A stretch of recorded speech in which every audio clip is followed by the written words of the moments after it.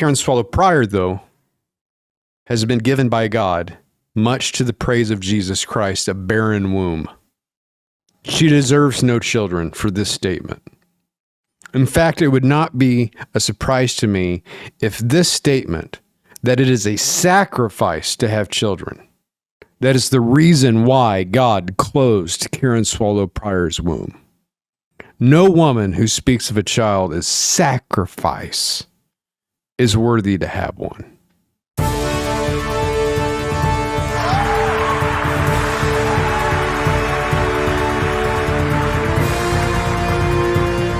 don't know why you're clapping. I'm talking about you. This is my convention. What is happening to it? Defending against the modern day downgrade as we head downhill at breakneck speed. Speaking truth, exposing the lies. This is Polemics Report. Do you know why you do it? You don't do it because you get paid well. You don't do it because men love you. You do it because you love men, and because more than that, you want to honor God. From a location somewhere in the eastern Montana prairie, this is your host, J.D. Hall. Hello, and you're listening to Polemics Report for, I don't know, what is the date? December 1st, 2021. No, February 1st. Is it Groundhog's Day tomorrow? I don't know. Who cares? Puxatawny feels wrong most of the time.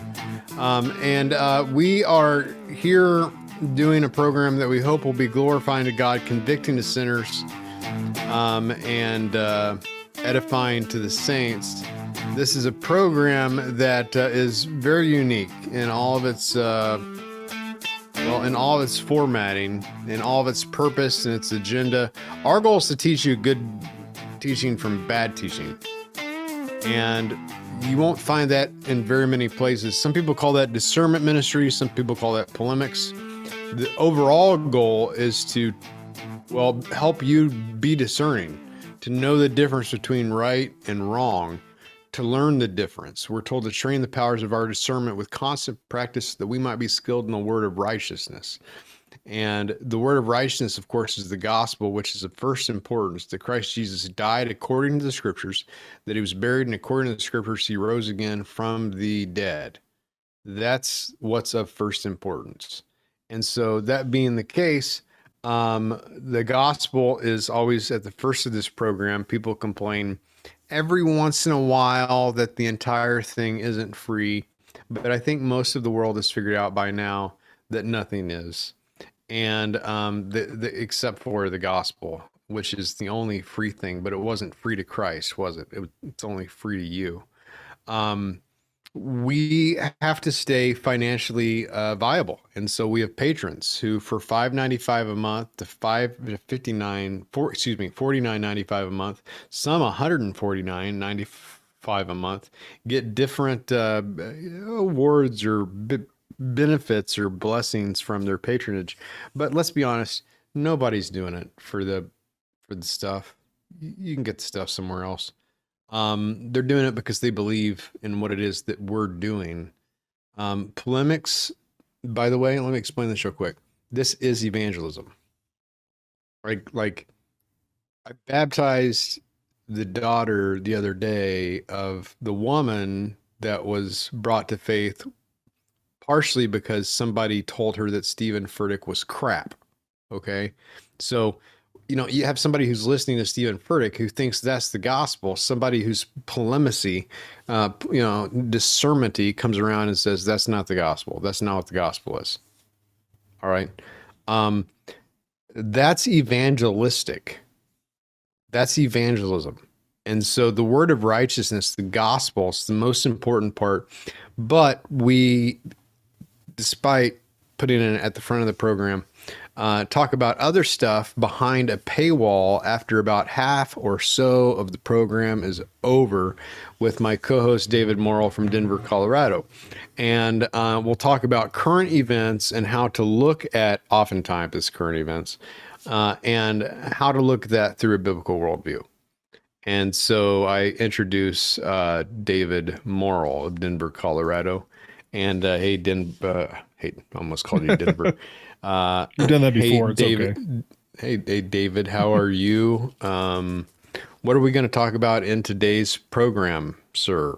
So there's an article up on the Daily Wire by Megan Basham. I think that's how she pronounces it.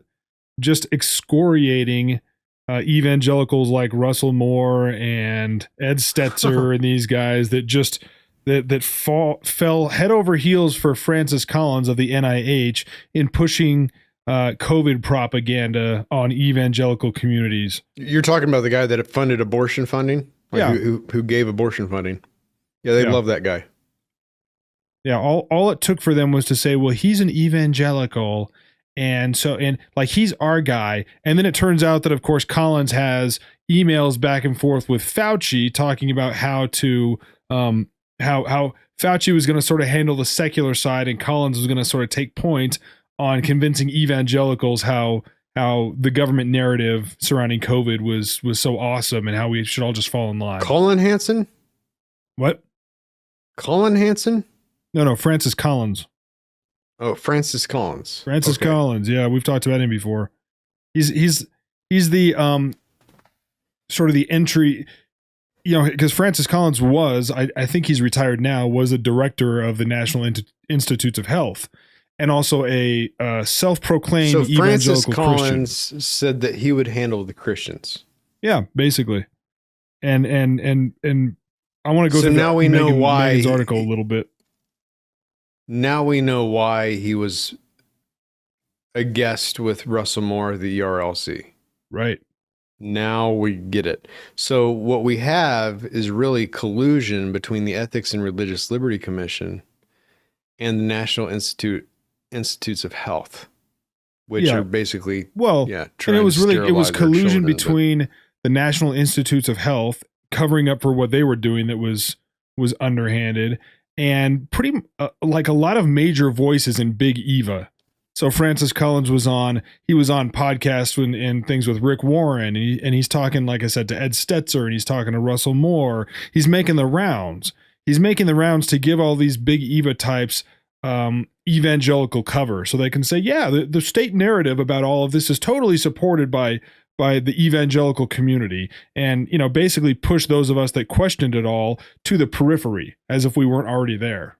Interestingly, I was looking through Twitter. I had an MRI today, and I was sitting there. It was like 20 minutes late, and I'm bored, right? So I'm scrolling Twitter, and I see Phil Johnson had tweeted an article, an academic article, that ivermectin is the best medicine known to treat COVID.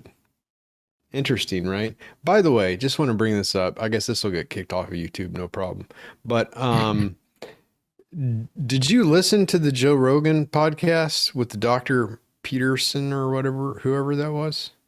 Well, the most interesting Rogan podcast, and actually we should talk about that because I have some stuff to say about those. Not Jordan Peterson, the doctor on COVID. Yeah, basically there were two. You had Dr. Robert Malone, who holds 9 patents on mRNA vaccine technology, and then you had Peter McCullough, who's a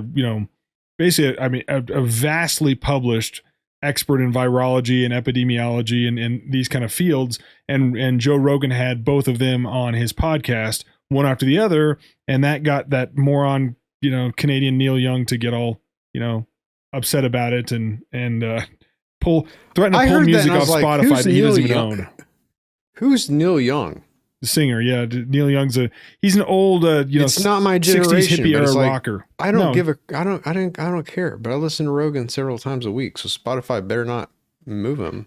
No, now Spotify's putting a little disclaimer on any podcast where they talk about COVID, So I guess you can run to your safe space if that's not a topic you're willing to listen to. Well, it was so enlightening to me. I listened to it with my wife, who's in the medical industry, and what he was saying is, and he was in on the White House talks from the beginning. And by the way, his resume made Fauci's pale by comparison. The only way that Fauci would seem to be more of an expert in something is that bureaucratically, he's been in charge of more stuff.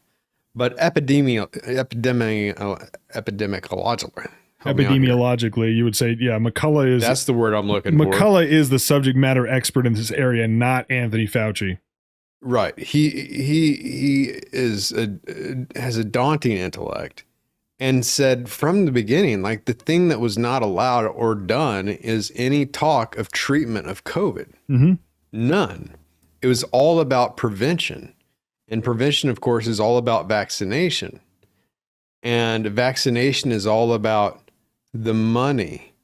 And so then you have drugs like ivermectin or hydroxychloroquine that...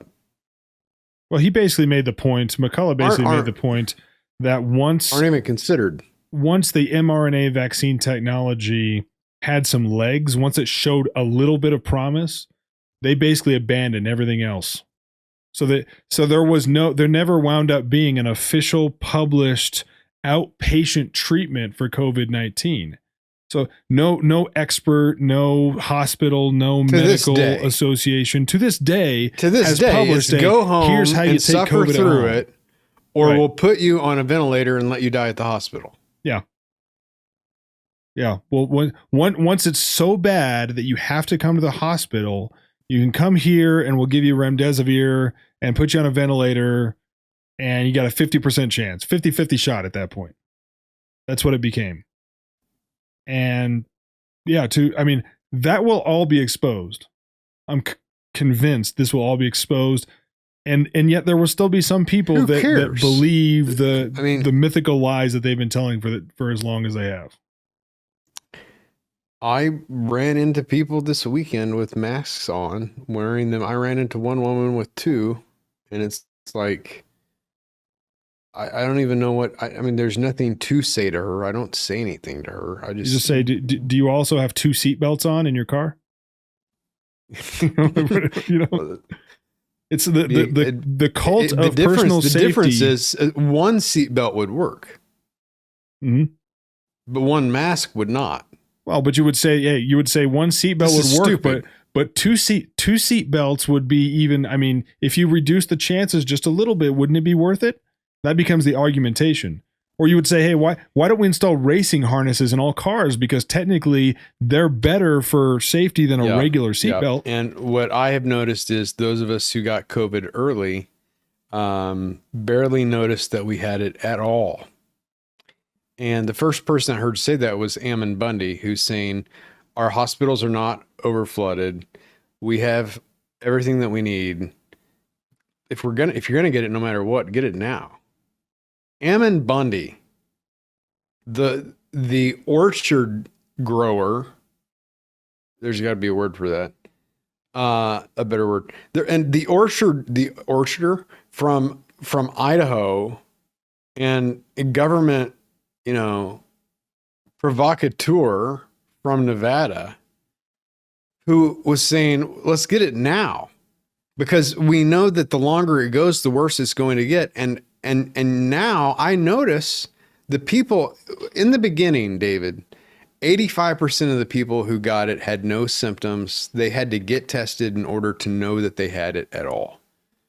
And now it seems, I'm just saying it's anecdotal from my experience, it seems that it's the other way around. It's about 85% of the people who get it feel symptoms, and about 15% don't. And whether it's a different variant or the same old COVID-19, I'm glad that I got it early. I don't know about you. Well, to bring this back to where this intersects with the church, where this intersects with the larger evangelical community. Since we're already kind of on the subject, I'll play. Let's play just a little mind game here, real quick. I think you'll appreciate this.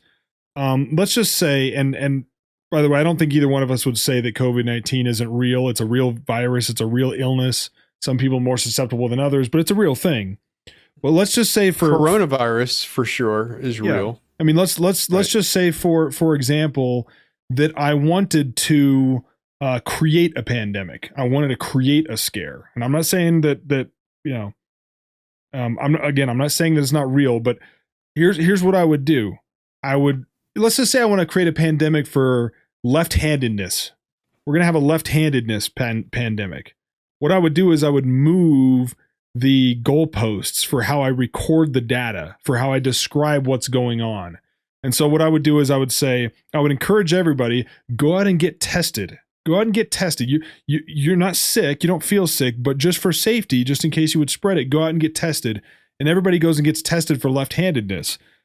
Roughly 1 out of 10 people is going to test positive for left-handedness. And so as I increase testing, left-handedness goes up. Left-handed infections go up. As I decrease, it goes down. And then I also, at the same time, I change the definitions of and then it's a pandemic of left-handedness because now everyone. And now I create. It's a lot more people who now have left-handedness. Right. Or at the same time, I change the definition of hospitalizations to say anybody admitted to the hospital, no matter what their reason is, if they've tested positive for left-handedness, they're now a left-handed hospitalization. And if they die, whether in the hospital or out of the hospital, and they've tested positive for left-handedness, they're now a left-handed death. What I've done is basically just by shifting definitional goalposts, how I record information, I've created a massive scare.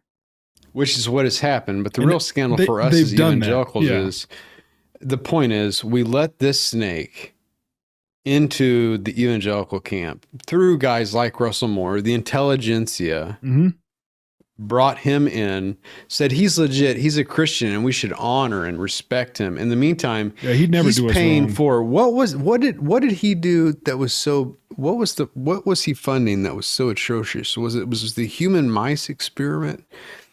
Babies and animal parts. It was Minneapolis, Minnesota. For sure, NIH under his leadership was funding aborted babies being brought in from California to Montana illegally. By the way, they stopped it and closed that lab for a time to do experiments to make humanized mice. The reason they wanted to make humanized mice is because, if you experiment on a regular mouse, you can learn certain things from it. But if it's a humanized mouse, then it's all the closer to a human, and therefore you can learn more. So they're making humanized mice, these mice-human crossbreeds, essentially, from babies that are aborted. And the system is so sick. The process is a woman goes in to have an abortion, and they say, "We'll pay you more if we can have the baby's remains." They get paid the extra money to ship off the guts and the organs that they take while the baby's still alive, and then they ship them off. That's what this guy was doing, and he's been treated as a Christian hero by Russell Moore, pro-life Russell Moore. And then there's that article we can talk this out as much as you want, but by Karen Swallow Pryor. I know it's a few days old, but I don't want to let that go from that wicked witch, because I'm not going to let anything ever go from that wicked witch. Yeah, the NIH they funded research at the University of Pittsburgh, $3.2 million. To help the University of Pittsburgh achieve its goal. They were becoming to be a fetal tissue collection site. They could quickly, this is according to Breitbart, they could quickly harvest the organs of full-term aborted babies. And this was according to documents obtained by FOIA.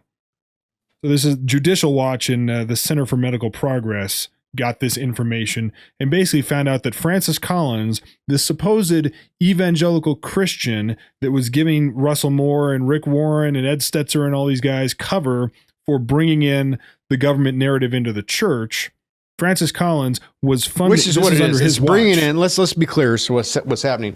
This is not a pastor struggling over the scripture who comes to his congregation and says, "I've come to the conclusion from the Word of God, from what I see here, we should ethically vaccinate our children." This is from the outside a scientist coming into the evangelical world through parachurch ministries to convince pastors to go make their people go get vaccinated and to feel bad about themselves if they don't. In the meantime, who this guy really is a infanticidal maniac. Yeah. His push has been to elevate the status of the state and the state apparatus above the authority of Scripture and of Christ in the church. What would you give? What monetary? Let's play this mind game for a second, David. If I said, give me a dollar figure of what you would pay to sit Russell Moore down in a room and to say you can't leave, and the door actually be locked where he cannot leave, and say, make the best defense you can for why you would support Collins, who supported, promoted, and funded the abortion of full-term babies. Answer me that. On record, give me your best explanation for how you sleep at night. What would you pay for that experience in that hypothetical situation? Yeah, quite a bit. It's not hypothetical. What would you pay? Yeah, about as much as I could. I would pay in the hundreds of thousands of dollars. It's like what they did. If I could videotape it and show it to the world and say, this is what you've supported, I would pay to the tune of hundreds of thousands of dollars. This is what and by the way, everyone knew this about Collins. I mean, some of the seedier details have just recently been revealed, but they knew that he's evangelical with the scare quotes. But that didn't matter to Moore because he's busy pushing a government agenda. And what they say to me, to guys like me and you, is don't get political. No, you don't want to be political in your sermons. That's all these guys are, is political. Yeah. It's just they're political for the other team. Avoiding politics in the pulpit, or avoiding the very important, I would argue, very important connection between what you believe theologically and what you believe politically. Avoiding that is a political position. It's a political position of sticking your head in the sand and totally ignoring God's morality as far as how it applies to your engagement. And with likewise, it's a civic Christian square. You know, it's a Christian matter as well, in that it is a dereliction of the duty of every Christian to be salt and light in the world in which God has placed us. Mm-hmm. The trick is it's not particularly complicated. What does Moore get out of it? What does Moore get out of it? He's a grifter. I mean, that's all. He likes to have the seat at the head of the table. He likes to be close to the power. Yep, he likes to be close to the warmth of worldly power. Do you think it's because he's such a little dainty, effeminate dandy that he just likes being near the important, powerful people? Yeah, because he's never won an arm wrestling match in his entire life. Well. And guys, I mean, like I bet $100 he's never won an arm wrestling match. So, I mean, maybe it's just like it's being near these people make him feel better. He's an institutionalist. That's the best. That's probably the best, most accurate answer.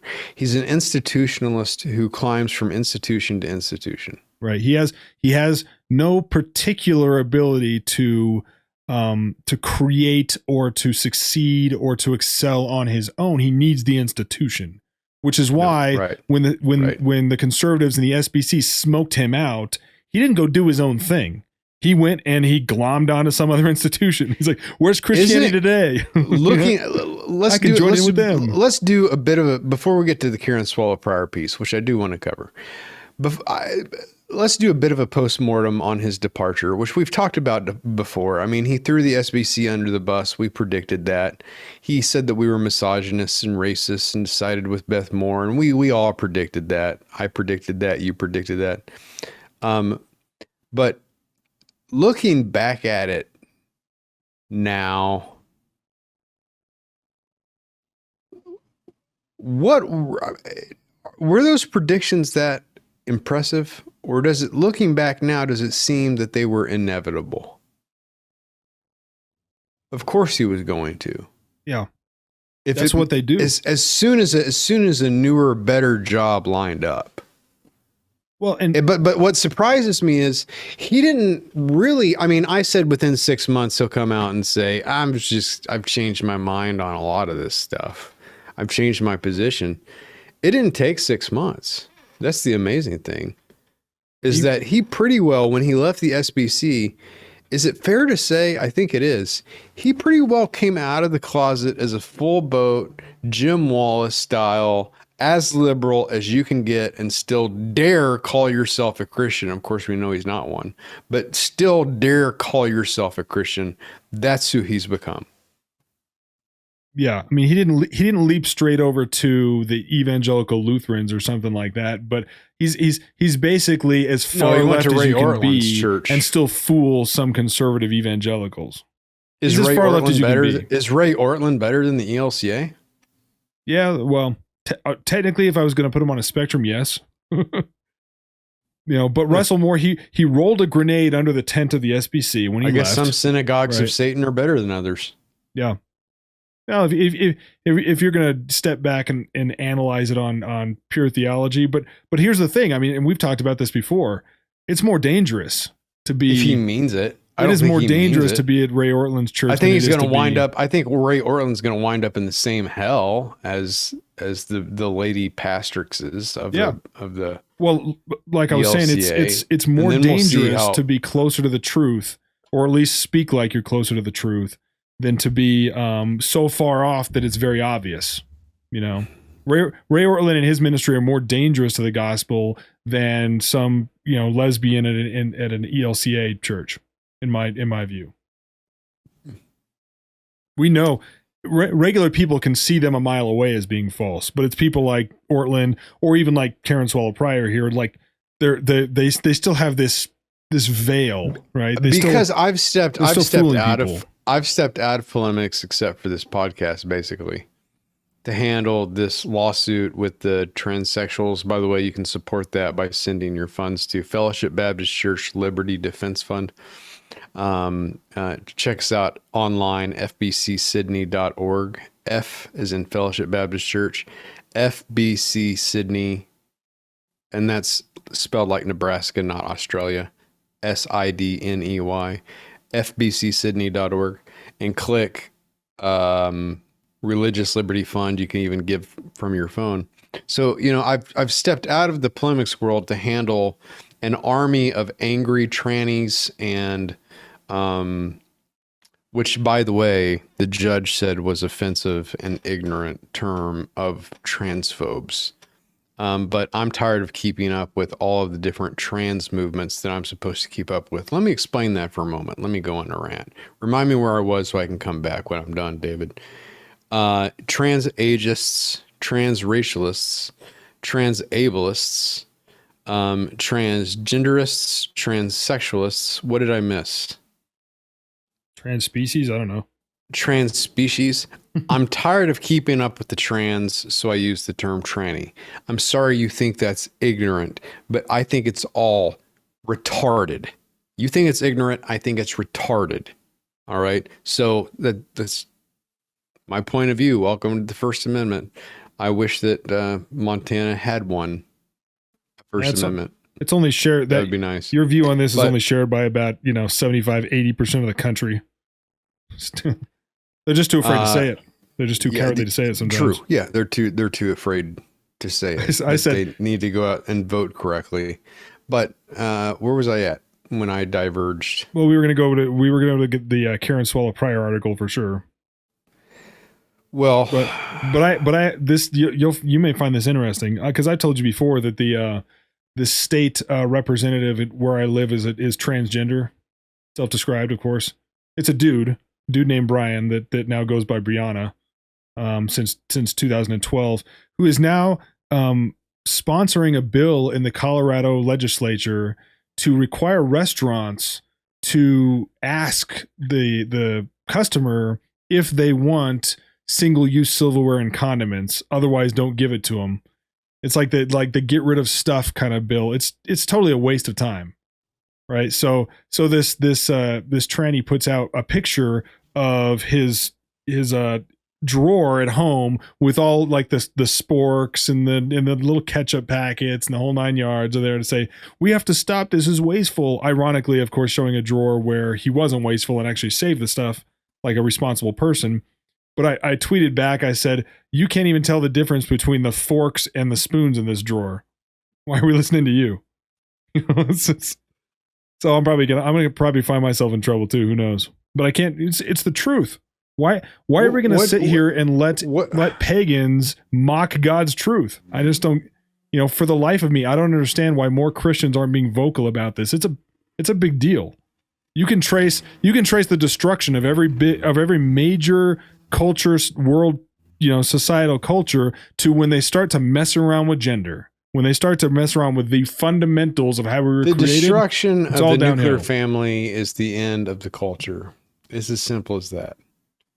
And here's we can part with this. The dumbest thing about it is that Christians refuse to speak the truth when everyone agrees with us, except for like a tiny portion of the population.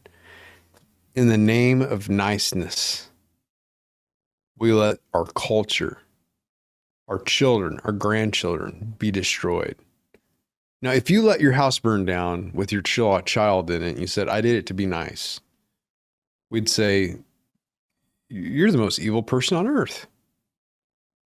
Well, we thought it was nice. I thought it was nice at the time. You're evil.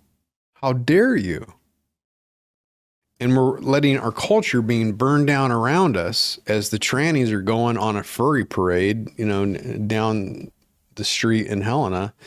And we won't even go out, pastors won't even go out and hand out flyers with the word of God written on it or gospel tracts because it's not nice. They're letting the culture burn down around itself without even peeing on it to put out the fire. That's how little they care. Shame on them. And by the way, in my battle with the army of trannies in Planned Parenthood, the support that I've gotten from pastors who don't know me is two ran across, who've been willing to stand shoulder to shoulder with me. 2. Moral support, dozens, hundreds. But willing to stand with me, say something publicly, 2.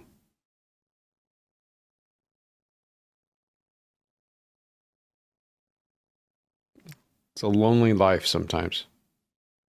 But Jesus said, Lo, and I will be with you always, even until the end of the age. And that gives us courage that no matter how messed up the world looks, if David and I have panned for you a picture of the apocalypse, which, by the way, we shouldn't have to. Just look outside your window in the morning. It's coming. It's on the horizon. Just use some binoculars and look and see it. Know that Jesus is with us. And that should bring us comfort.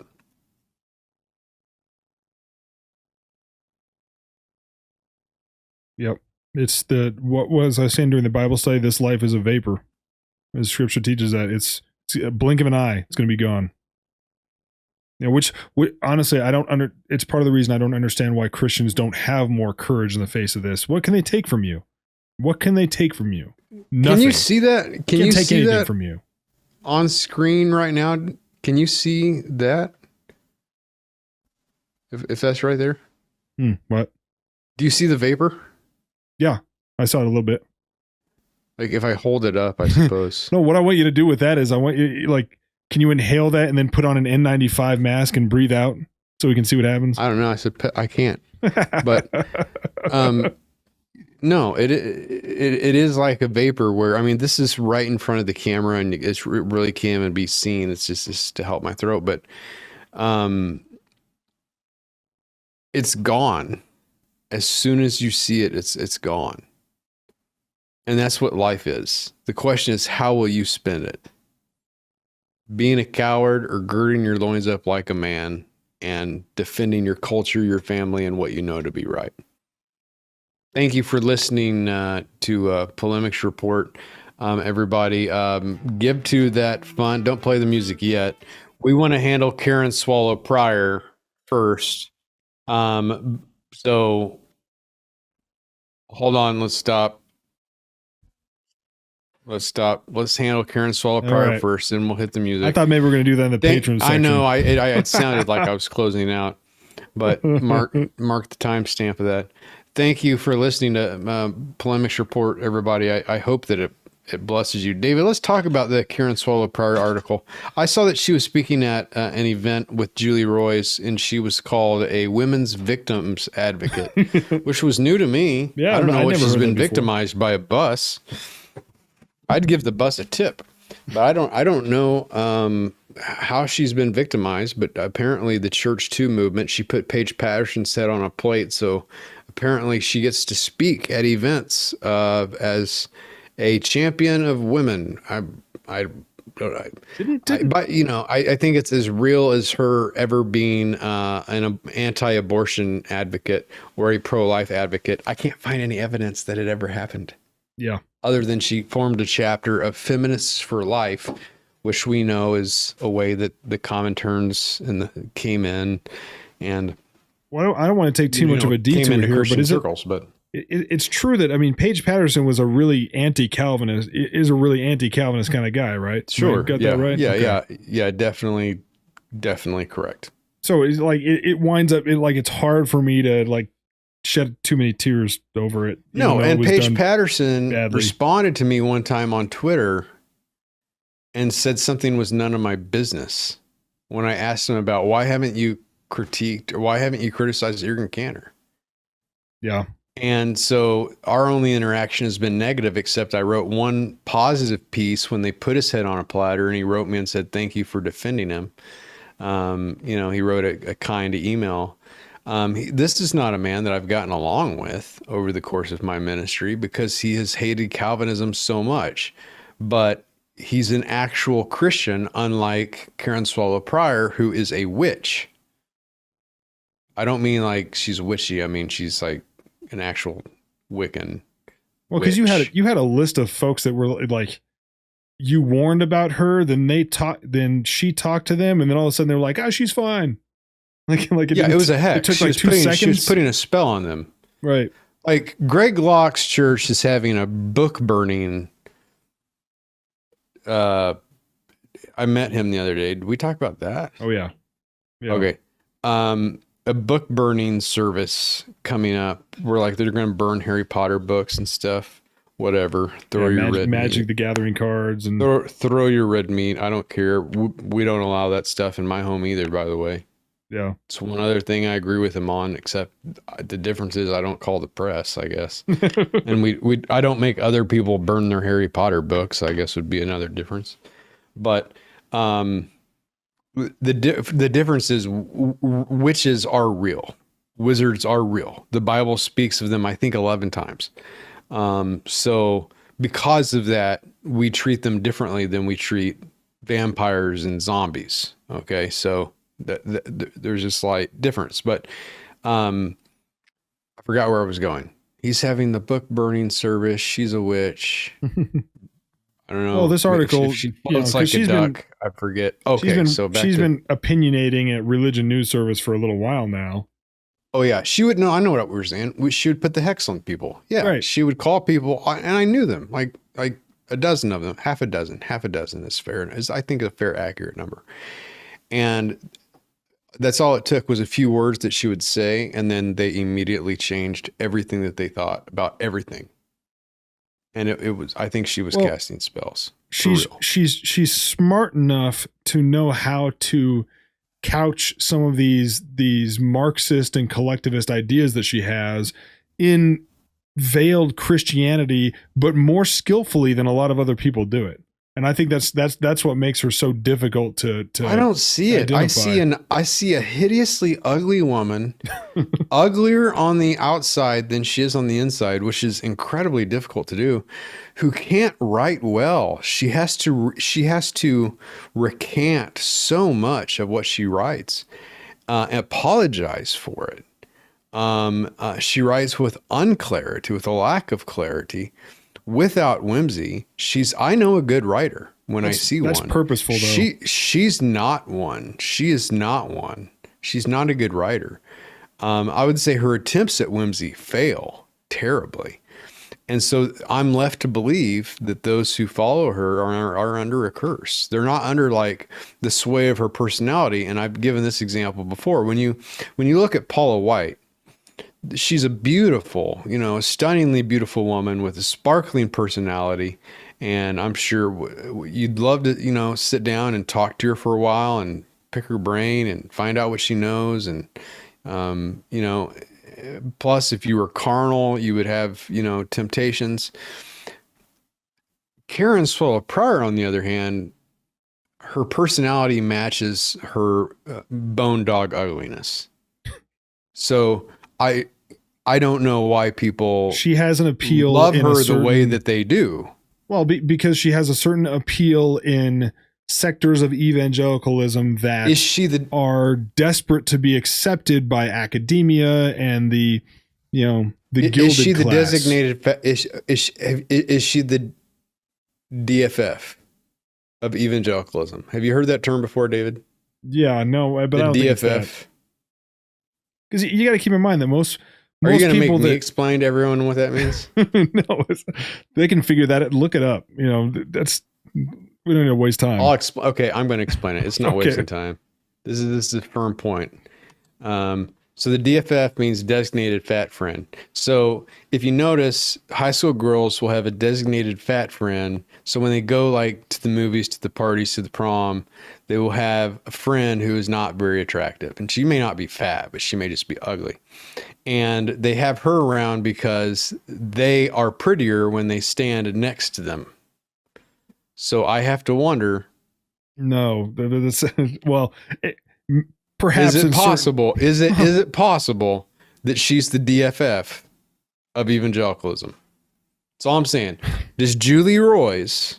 Oh, all right. Does Julie Royce have Karen Swallow Pryor around just as the DFF so that she looks better in group photos? I don't know. I don't know what their connection is other than their disdain for loudmouthed, solid conservative theologians. I don't know. No. Okay. So but Karen Swallow Pryor is useful in that she appeals to, like I said, to this sector of evangelicalism that is just desperate for acceptance in academia, desperate for acceptance in the academy. So she pals around with guys like Phil Vischer and she pals around with the Holy Post guys and she's in that sector where it's like, does she? We need the respectability of the world. Oh yeah, they're buddies for sure. How the crap does the guy who writes VeggieTales become a centerpiece of the intelligentsia? Because he says the right things. He produced VeggieTales, right? But he says the right things. He has enough street cred because of VeggieTales, right? But he has enough street cred. He's been around long enough that now, if he just says the right things, now he's in the circle, And his podcast is a place you go to if you want to hear the party line from big evangelicalism. Listen to Phil Vischer. He will tell you. He will tell you exactly. He's got his own podcast. Yeah, well, yeah, they have Good for him. They have a pretty popular podcast. Him and what's his face? Their Holy Post podcast. See, this is my weekly break from the coven of witches. Sky Jitani, that's his name. Yeah. This is my weekly break from drama. It's to hear this, although this is more drama. And it's that stream of popular pop evangelical thought that Karen Swallow Pryor gives it a hint of respectability in the academy. Although ironically, she's at a Southern Baptist seminary where most conservative evangelicals have tossed that stuff away. So the woman who publicly cast shade at Dr. John MacArthur, who wrote a commentary of the New Testament that he preached through for 50 years, the man she publicly insults, she coalesces and rubs shoulders with the dude who produced VeggieTales. Oh, sure. That's what I'm understanding from this conversation. Yeah. Phil, you know what? Maranatha. Let me put it this way. Phil Vischer is the Joe Rogan of evangelicalism. Let me clarify here. He acts as the curious but largely ignorant everyman who pulls on the thought leaders onto his show to ask questions and have these discussions. That's what Joe Rogan does. So the same way that Joe Rogan pulls on Robert Malone and Peter McCullough and Jordan Peterson and has conversations, Phil Vischer pulls on. I think that Rogan is genuinely curious, though, as to what the truth is. Like if you listen to what he said with Peterson, I don't think that Vischer is genuinely curious. Well, Vischer has more of an agenda. I mean, he's still in the club. Yeah, I think he has quite the agenda. But he's not. He doesn't have the credentials. He's doing something. It's more like something Brian McLaren would do. There's deconstruction involved here. Yes, but Phil Vischer sort of gets away with being able to say, "Hey, I'm just curious. I'm just asking questions. I'm just asking questions." You know? Yeah.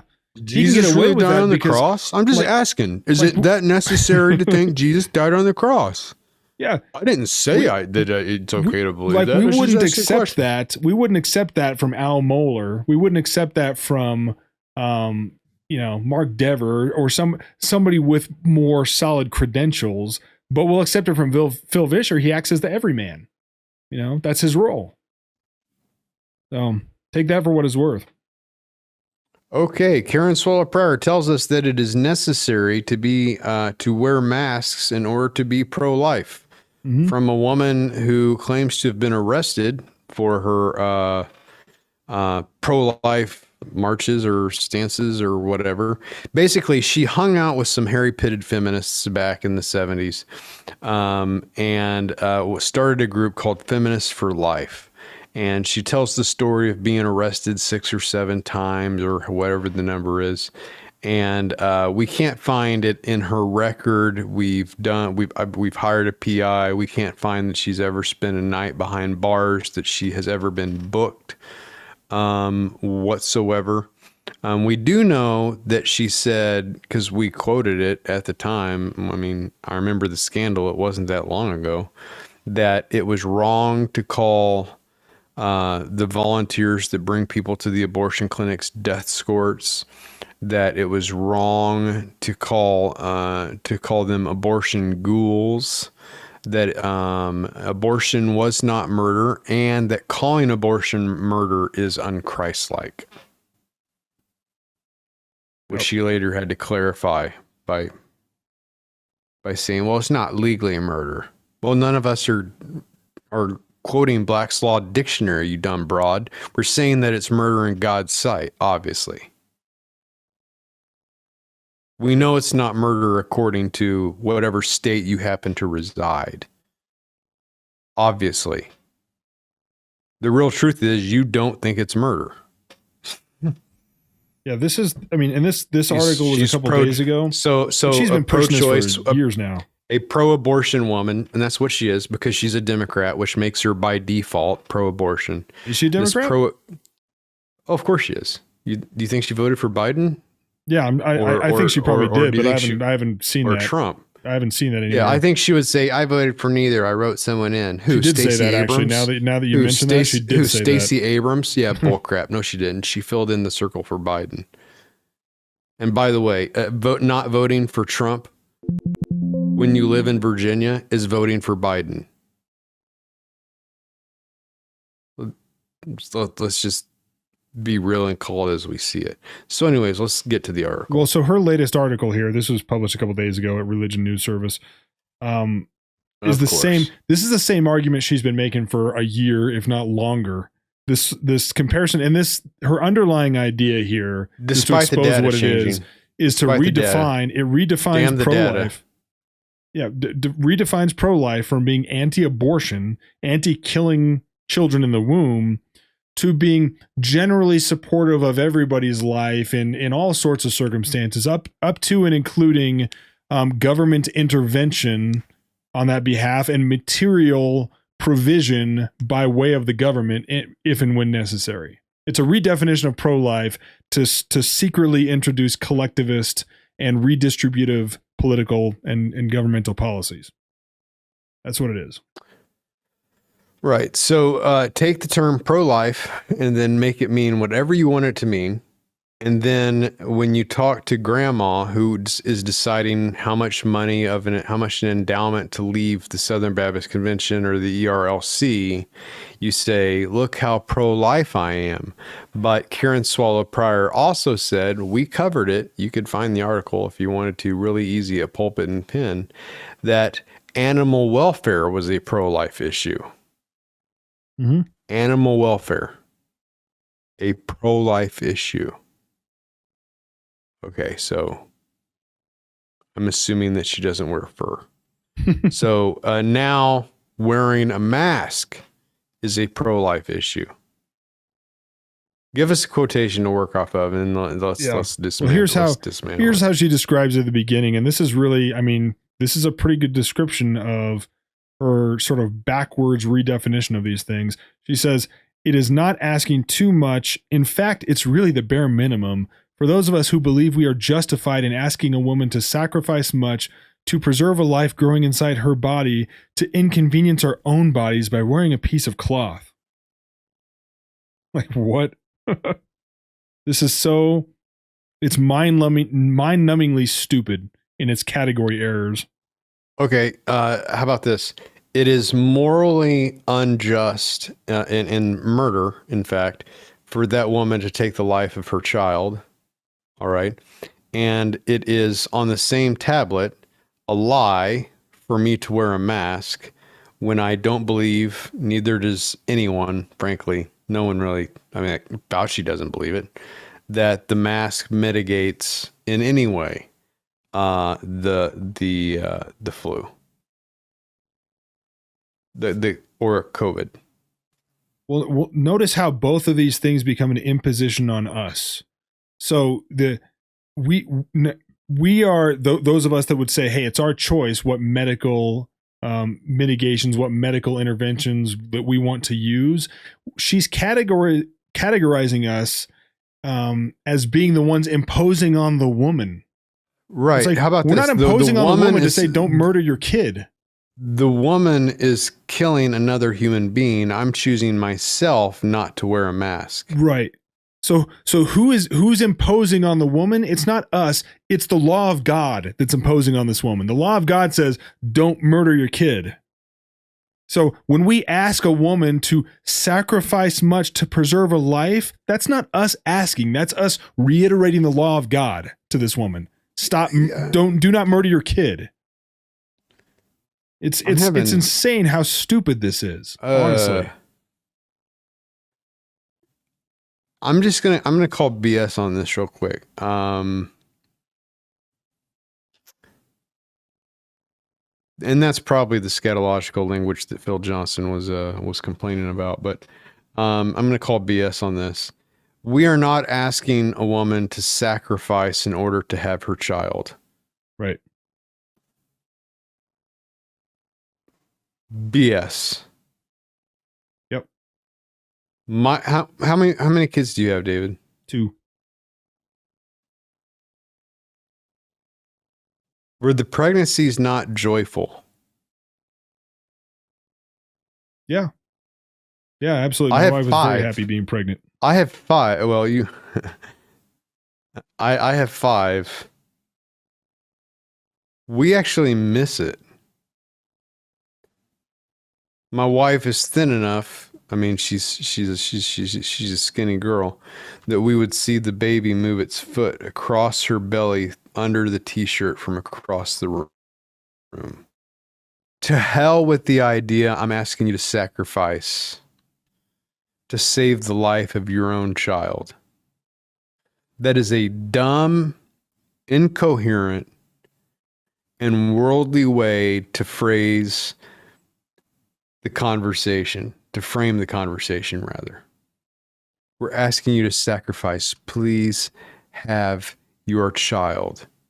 This is not how the scripture speaks of children, as a blessing, but you speak of it as a sacrifice. The language used by Karen Swallow Pryor is the language of Satan. That the child is a sacrifice. This is a language of Molech, that the child, having the child is a sacrifice. This is not the language of God, that a child is a blessing. Yep, this is the language of feminism. She's a committed feminist still, through and through. Having a child interrupts your regular life plans, This right? is Molechian. This is Molechian. We're asking them to sacrifice to have it to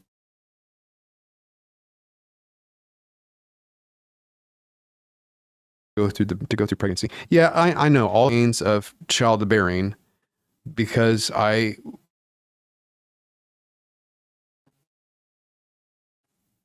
was there with my wife and experienced them vicariously and sympathetically as a husband. Karen Swallow Pryor, though, has been given by God, much to the praise of Jesus Christ, a barren womb. She deserves no children for this statement. In fact, it would not be a surprise to me if this statement, that it is a sacrifice to have children, that is the reason why God closed Karen Swallow Pryor's womb, include all of that. That needs to be at the beginning. Let people hear that. No woman who speaks of a child as sacrifice is worthy to have one. I'm not, of course, arguing for abortion. I'm arguing that baby be taken from her and immediately given to a decent mother for that child's care and protection. To someone in their right mind who has more moral clarity than Karen Swallow Pryor.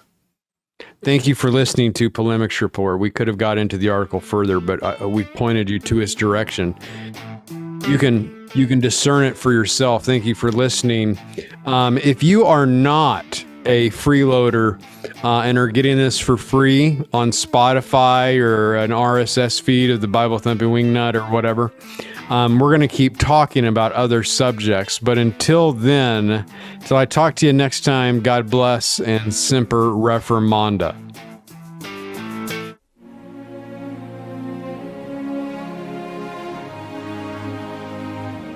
We are the news source that will tell you the truth, no matter what.